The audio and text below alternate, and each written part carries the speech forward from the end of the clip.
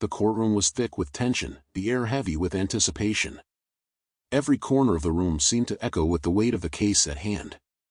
The sound of pens scribbling on notepads and the faint rustle of papers filled the silence. The jurors sat still, their eyes focused and expressions unreadable as they listened intently to the unfolding arguments. In front of them, the defendant, Thomas Bailey, a young white man, stood at the witness stand, his posture rigid but his face betraying a hint of unease. His eyes, though trying to maintain an air of indifference, flickered nervously from one person to another. He was doing his best to appear calm, but the mounting pressure was clearly getting to him. Across the room, the prosecutor, a stern middle-aged woman, methodically presented the evidence, each word delivered with a sense of certainty that seemed to weigh heavily on Thomas. She recounted the details of the crime, the witnesses' testimonies, and the damning forensic evidence, each piece connecting Thomas more firmly to the incident. The room was quiet, save for her voice cutting through the tension like a knife. Meanwhile, the defense attorney, a calm and collected man, attempted to counter the evidence, speaking with confidence but with a noticeable edge of frustration creeping into his tone. His words, though reasoned, seemed to struggle against the relentless tide of accusations mounting against his client. It was clear that he was fighting a losing battle, but he didn't relent. As the arguments continued, the air seemed to grow even thicker, as if everyone in the room was holding their breath. Thomas stood, his hands trembling slightly, but he kept his gaze fixed ahead, refusing to let his vulnerability show. The weight of the moment hung over him, and for a brief second, he closed his eyes, as if trying to block out the reality of the situation. Was this it? Was this how his life was going to be defined? Then, as if breaking the heavy silence, Elijah, a young boy in the witness stand, spoke up. His voice, although soft, rang out clearly across the room, and everyone turned to look at him. There was an almost eerie calm in his demeanor, a stark contrast to the chaos around him. His eyes met Thomas's for a split second, and in that moment, a ripple of something unspoken passed between them. The courtroom, which had been on the verge of a verdict, suddenly shifted. The tension, though still palpable, felt like it was about to break open.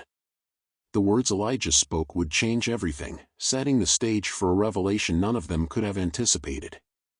The tension in the courtroom was palpable, the air thick with anticipation and uncertainty. The trial of Thomas Bailey, accused of assaulting an elderly woman, had reached a critical point. Every eye in the room was focused on the young man standing at the defendant's table. Thomas, a man in his late 20s, appeared composed on the outside, but the tightness in his posture betrayed the anxiety that churned within him. His dark eyes flickered nervously between the prosecutor and his defense attorney, as though searching for some sign that this nightmare would soon end. His fingers were pressed against the edge of the table, the knuckles white from the tension, and his jaw was clenched so tightly that it hurt. He had been accused of a crime he knew he didn't commit, but the evidence, witness testimony, fingerprints, and circumstantial proof, painted a damning picture. The prosecutor, a woman with sharp eyes and an unwavering voice, had been methodically presenting the case against Thomas. Each word she spoke felt like a hammer striking the nail into the coffin of his defense. She detailed the assault in cold, clinical terms, recounting the injuries sustained by the elderly woman, Mrs. Matthews, and how witnesses had placed Thomas in the vicinity of the crime scene. It was as if the walls were closing in on him, the weight of the accusation pressing harder with every sentence. Thomas swallowed hard, his throat dry as if it were filled with sand, and the pit in his stomach grew deeper. Behind him, his defense attorney was speaking, trying to cast doubt on the prosecution's case. The lawyer argued that the evidence was insufficient, that there was no solid proof linking Thomas directly to the crime. But his words felt weak and hollow, like they were being drowned out by the constant drumbeat of the prosecutor's arguments. The more the defense lawyer spoke, the more Thomas's hope seemed to fade. His eyes flickered to the jurors, their expressions unreadable, their faces etched with the seriousness of the moment. He felt like he was trapped in a nightmare, one from which there was no escape. His mind raced as he replayed every detail of the day in question, every action, every word spoken. He had been in the park, yes, but he hadn't even seen Mrs. Matthews that day, let alone attacked her. But the evidence was against him, and no matter how hard he tried, he couldn't seem to find a way out. As the prosecution finished making its case, the courtroom fell into a heavy silence. The judge, a stern, older man, glanced between the prosecutor and the defense, then turned his gaze to Thomas. His expression was unreadable, but there was a flicker of something in his eyes, something that suggested he had doubts, just like everyone else. Thomas held his breath, his heart pounding in his chest. Just when it seemed like the moment would stretch on forever, an unexpected interruption broke the stillness. A soft, timid voice pierced through the silence. "I saw it." The words came from Elijah, a 5-year-old boy, seated nervously in the witness stand. He was small, his little legs swinging beneath him as he gripped the edge of the stand for support. His innocent, wide eyes met the gaze of the prosecutor, and the entire room seemed to collectively hold its breath. For a moment, no one knew how to respond. The prosecutor's brows furrowed in surprise, and the jurors looked at each other, puzzled. What could a child possibly have to say in a trial like this? The judge's gaze softened as he nodded for the boy to continue. Elijah looked up, his face serious and focused, his hands still clutching the stand as if he were trying to hold on to something solid in the whirlwind of chaos around him. His voice was clear, steady for such a young child. "It wasn't Mr. Bailey," Elijah continued, his words ringing out with an unsettling clarity. "I saw the real person who hurt Mrs. Matthews." The words hit the courtroom like a thunderclap. For a moment, it felt as if time had frozen. Every person in the room, from the jurors to the defense and prosecutor, was locked in stunned silence. Thomas's heart skipped a beat, his mind racing to process what he had just heard. His pulse quickened, and for the first time in what felt like forever, he allowed himself to hope. Could this be the breakthrough he so desperately needed? Could a child, this innocent, unassuming child, hold the key to proving his innocence? The prosecutor's mouth opened, but no words came out. Her usual composure faltered, and she looked at Elijah, then at the defense attorney, as if trying to find some explanation for this unexpected revelation. Thomas's defense lawyer stood straighter, as though he had just been given a lifeline. Elijah's words had shifted the entire dynamic of the trial, but it was clear that no one, not even the child himself, fully understood the gravity of what he had just said. Elijah continued, his voice unwavering despite the chaos around him. "I saw him," he repeated, his small hands gripping the witness stand tighter. "The man who hurt Mrs. Matthews. He wasn't Mr. Bailey. He was wearing a dark jacket, and he had a hat on. I saw him run away." The room buzzed with whispers, confusion, and disbelief.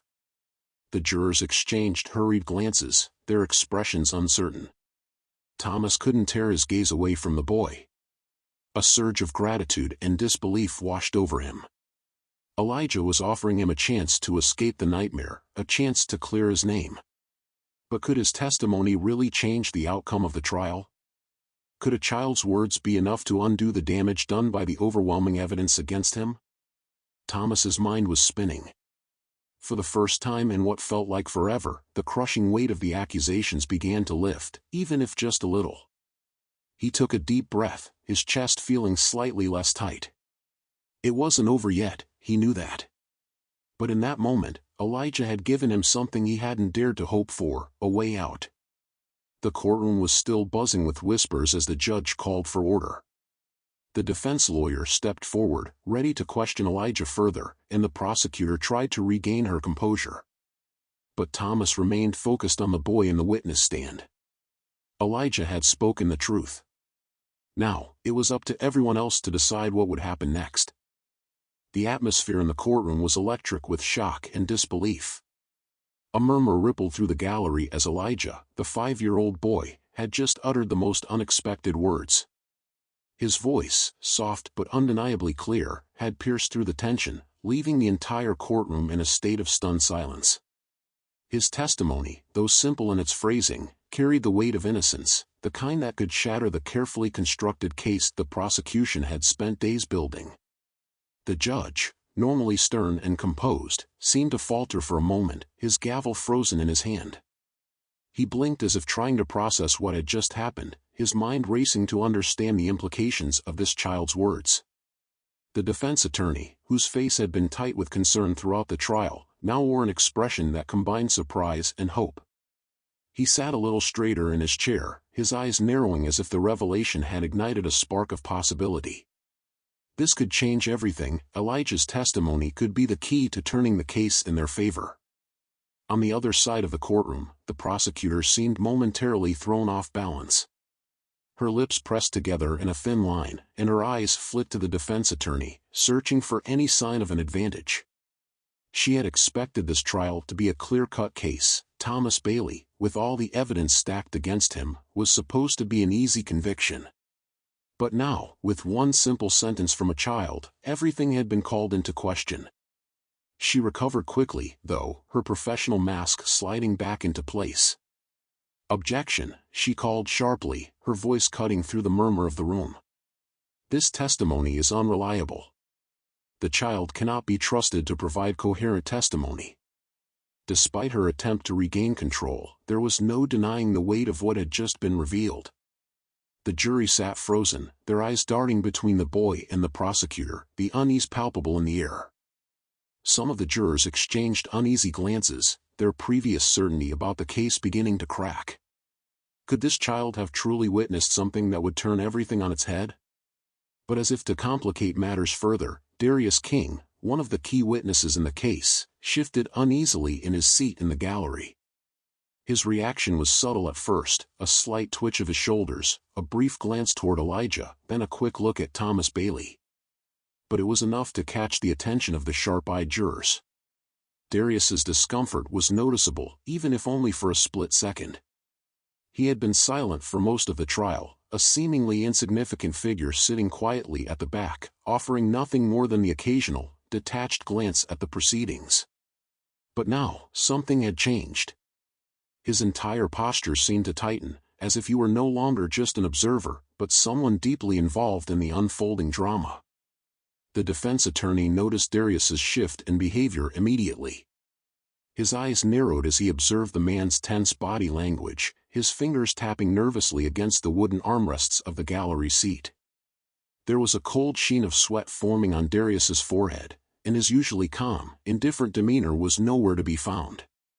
It was as if Darius were struggling to keep his emotions in check, his eyes flickering toward the boy, then back to Thomas, then briefly glancing over at the prosecutor, as though trying to gauge what would happen next. The room was now filled with an almost tangible tension. The murmurs from the audience had faded, leaving only the sound of shuffling feet and the faint tapping of nervous fingers. The judge, still in a moment of stunned silence, gave a subtle nod, signaling for order to return. But even as the court tried to regain control, there was an undeniable shift in the room. Every person in the courtroom, from the defense attorney to the jury, seemed to be holding their breath, waiting for the next move. But the next move didn't come from the expected sources. Instead, it came from Darius. He stood up abruptly, his chair scraping against the floor as he moved with startling urgency. His sudden movement sent a ripple through the courtroom, the collective attention snapping back to him. He seemed agitated, his breath coming in short, shallow bursts as he stepped forward, his eyes darting between the judge, the defense attorney, and the prosecutor. "Your Honor," Darius began, his voice trembling slightly, betraying the calm exterior he had maintained up until this moment, I need to speak." A wave of surprise rippled through the room. The judge blinked, a mix of confusion and curiosity crossing his face. Darius King had not spoken throughout the entire trial, had barely acknowledged the proceedings at all, and now, here he was, seemingly compelled to break his silence at the most critical moment. The prosecutor's eyes widened, her brows furrowing in disbelief. She had not anticipated this. Darius's sudden decision to speak was something she hadn't factored into her strategy. The defense attorney, on the other hand, leaned forward, his eyes narrowing in suspicion. He had been carefully observing Darius throughout the trial, and now, he couldn't shake the feeling that something wasn't right. The man had been so passive until now, why was he suddenly so anxious? What had caused him to react this way, just when things were shifting in the defense's favor? Darius's hands trembled as he stepped closer to the stand. The tension in the room had become almost suffocating. The jury exchanged looks, whispering softly to one another, their curiosity piqued by this unexpected turn of events. Darius, the quiet observer, was now at the center of the storm. "I know what happened," he muttered under his breath, his voice low but piercing the silence in the room. "I know who did it." The courtroom was plunged back into absolute silence. The courtroom was thick with tension, each passing minute stretching the patience of those inside. The audience, once skeptical, now hung on every word, their attention unwavering as the case took an unexpected and chilling turn. What had begun as a straightforward trial of Thomas Bailey, accused of assaulting an elderly woman, was spiraling into something far more complicated and dangerous.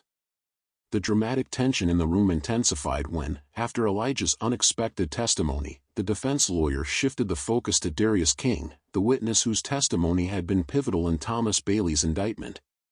Darius, sitting stoically in the witness box, seemed unflinching, his face a mask of confidence. But there was something in his eyes, something that didn't sit right with the prosecution.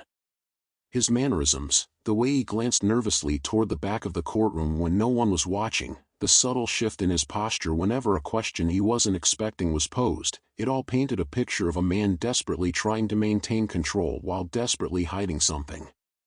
As the trial dragged on, the defense attorney grew more suspicious. The truth about Darius wasn't adding up. Why had he been so insistent that Thomas Bailey was the one responsible?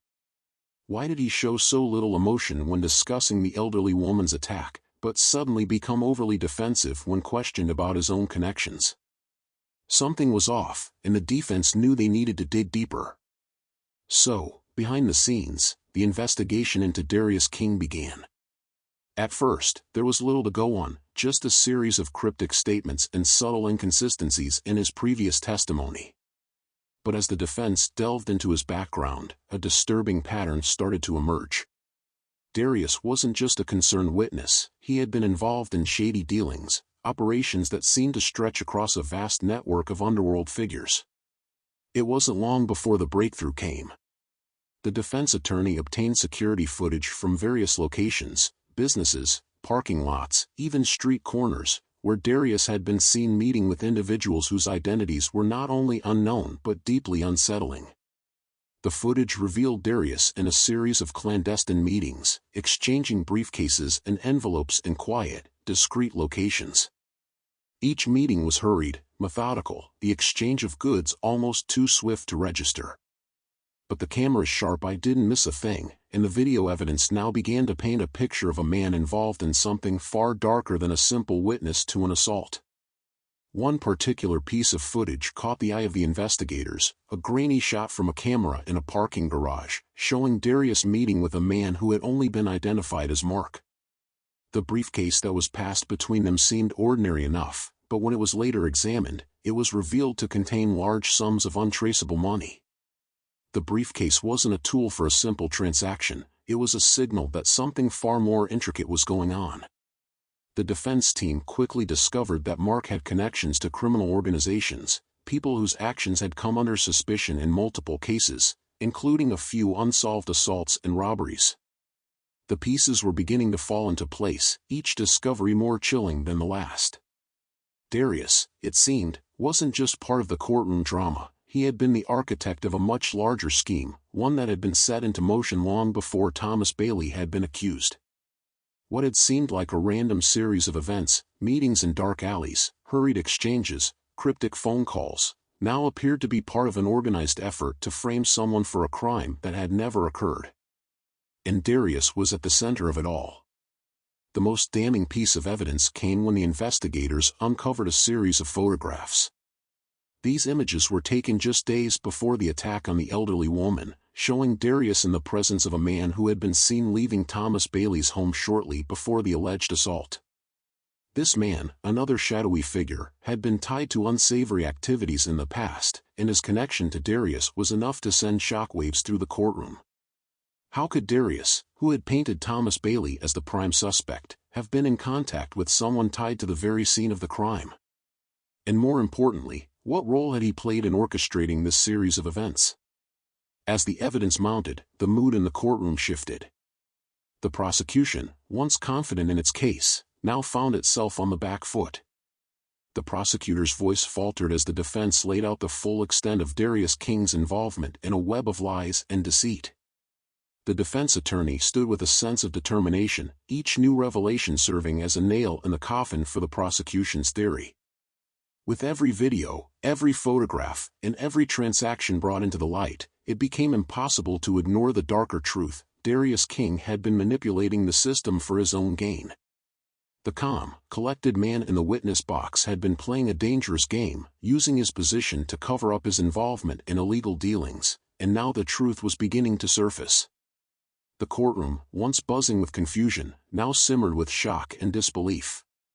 The jurors exchanged uncertain glances, their minds struggling to reconcile the evidence that had been presented with the story they had been led to believe.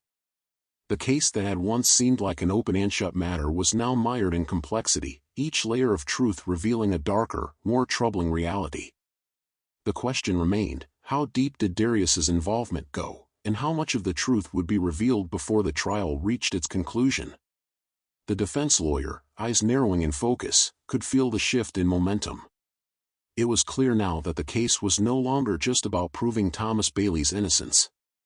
It was about unraveling the truth behind a criminal conspiracy, one that involved far more people than anyone had anticipated. And as the courtroom waited in silence, everyone could feel it: the truth was coming, and it was going to be far more explosive than anyone had ever imagined. The courtroom had always been a place of tension, but today, the air was thick with a sense of impending danger. As the defense lawyer cross-examined Darius King, the atmosphere shifted from one of judicial proceedings to a battleground for truth.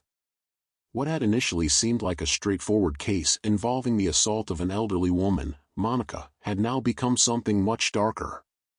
The more the defense probed into Darius's past and connections, the clearer it became that he was far more than just a concerned witness. There was a depth to his involvement in the case that was far more sinister than anyone had anticipated. Darius sat in the witness stand, his eyes cold and calculating, a slight smile tugging at the corners of his lips. He exuded confidence, but there was an underlying tension in the way he responded to the questions. His answers were precise, almost rehearsed, as if he had spent hours perfecting his story. But beneath the surface, the defense attorney could sense the cracks beginning to show. The questions were getting too close, too uncomfortable.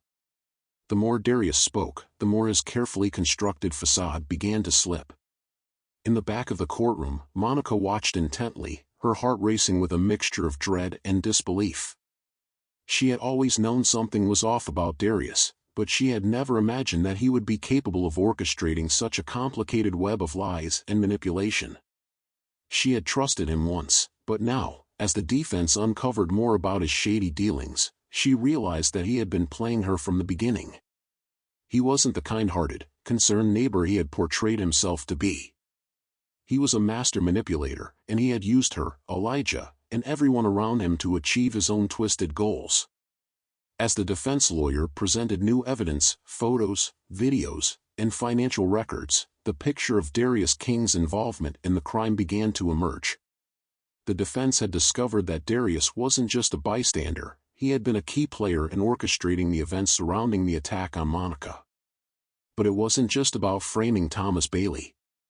Darius's motives went much deeper. The more the defense uncovered, the more it became clear that Darius had been manipulating everyone involved, using the trial to cover up his own criminal activities. The defense attorney's suspicions deepened as they followed the trail of suspicious transactions that linked Darius to several criminal organizations. It was becoming increasingly clear that Darius was not only involved in the assault but had been using the case as a means to clean up his tracks and protect himself from a far more serious set of criminal charges. His calm demeanor in the courtroom now seemed calculated, as if he was orchestrating the entire trial behind the scenes. As the truth about Darius began to surface, the danger surrounding Monica and her young son, Elijah, grew exponentially. Monica could feel the weight of the situation bearing down on her, the threat of Darius's wrath looming over her like a storm cloud. Darius wasn't just a dangerous man, he was a ruthless one. His connections in the criminal underworld made him a formidable foe, and he wasn't about to let anyone, especially Monica and Elijah, stand in his way. The more the defense uncovered, the more Monica realized that her life, and the life of her son, were in grave danger. Elijah, still a young boy, had witnessed more than anyone should at his age. His innocent outburst in the courtroom had inadvertently placed a target on his back. He had spoken the truth, something so pure, so untainted, but in doing so, he had become a threat to Darius. Monica's heart clenched as she watched her son, so small and vulnerable, sitting beside her, unaware of the full extent of the danger they were in. Darius would stop at nothing to silence anyone who threatened to expose him. Monica had always thought she was safe in her own home, in her quiet life, but now she was forced to go into hiding. Her once peaceful existence had been shattered, replaced with constant fear and anxiety. Every shadow felt like a threat, every knock on the door sent her heart into overdrive. She knew that Darius was capable of anything to protect his secrets, and now, she and Elijah were caught in his web. The thought of what Darius could do to them made her sick to her stomach, but there was no turning back. As the investigation deepened, the threats escalated. Monica began receiving anonymous messages, cryptic warnings that sent chills down her spine. Her every move was being watched, every phone call listened to. Darius had a way of making people disappear without a trace, and he wasn't afraid to use his power to intimidate those who dared to cross him. The once strong and determined Monica now found herself consumed with fear. She couldn't protect Elijah from this threat, not without help. The defense lawyer, too, was feeling the pressure. The deeper they dug into Darius's connections, the more dangerous the situation became. They knew that exposing Darius's crimes would be a monumental task, one that required not just legal strategy, but careful, deliberate action. Every step they took had to be measured, because one wrong move could mean disaster. Darius wasn't just fighting to keep his secrets, he was fighting for his life, and he was willing to kill anyone who stood in his way. Monica and Elijah were not just witnesses anymore. They had become targets in Darius's ruthless game. The threat to their lives grew with each passing day, and the defense knew that they had to move quickly before it was too late. They couldn't afford to wait for the truth to come to them, they had to go after it, no matter the cost. In the end, it wasn't just about justice for Monica, it was about survival. As Darius King's true role in the case unfolded, everyone involved realized that this wasn't just a trial, it was a fight for their lives. The stakes had never been higher, and the danger had never been more real.